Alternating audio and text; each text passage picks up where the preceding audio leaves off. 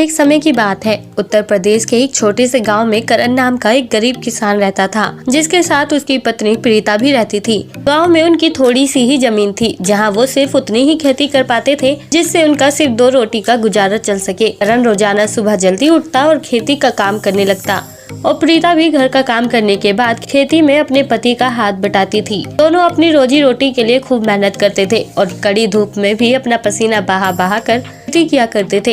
इसी बीच एक रात जब प्रीता और करण साथ बैठकर खाना खा रहे थे, अभी प्रीता करण से कहती है कि काश हम भी शहर के लोगों की तरह एक खुशहाल जीवन व्यतीत करते। हमें रोजाना धूप में सुलग कर अपने लिए 2 वक्त का खाना जुटाना पड़ता है और उसमें भी कई बार तो हमें भूखे पेट ही रात गुजारनी पड़ती है। पता नहीं भगवान हमें कब तक ये दुख देने वाला है। फिर करण उसे समझाता है कि काली रात के बाद हर एक शख्स की जिंदगी में उम्मीद की किरण जरूर आती है और भगवान हमें भी कभी न कभी वो किरण जरूर दिखाएगा। तो यही बातें करते करते दोनों सो जाते हैं। अगले दिन फिर करण सुबह उठता है और खेती करने चला जाता है। प्रीता उसका हाथ बताती है। इसी तरह शाम हो जाती है। प्रीता खाना बनाने लगती है। अभी वो अपने पति से कहती है कि लकड़ी ले आओ, घर में लकड़ी नहीं है, चूल्हा कैसे जलेगा। तभी करण जंगल में जाता है। वहाँ उसे एक पैसे और सोने जवाहरात से भरी पोटली मिलती है, जो उसके लिए किसी लॉटरी से कम नहीं था। उसे समझ नहीं आ रहा था कि वो उसका क्या करे, इसलिए करण वो पोटली अपने घर ले आता है। प्रीता को इस सब के बारे में बताता है। हालांकि करण और प्रीता बेहद गरीब किसान थे, पर उनका इन पैसों पर बिल्कुल भी लालच नहीं था।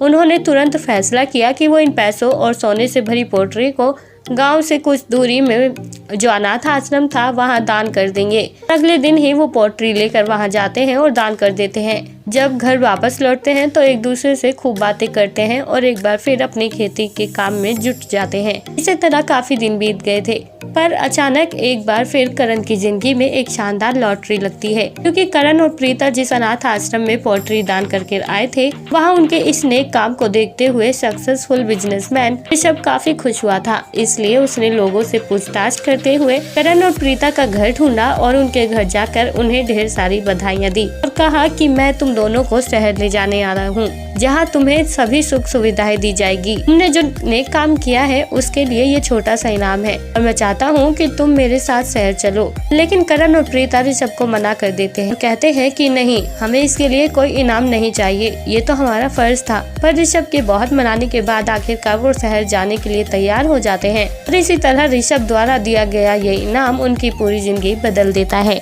तो दोस्तों, कैसी लगी आपको आज की हमारी ये कहानी? आप हमें कमेंट बॉक्स में कमेंट करके जरूर बताएं और साथ ही ऐसी और रोमांचक कहानियाँ सुनने के लिए आप हमारे चैनल को सब्सक्राइब करना ना भूलें।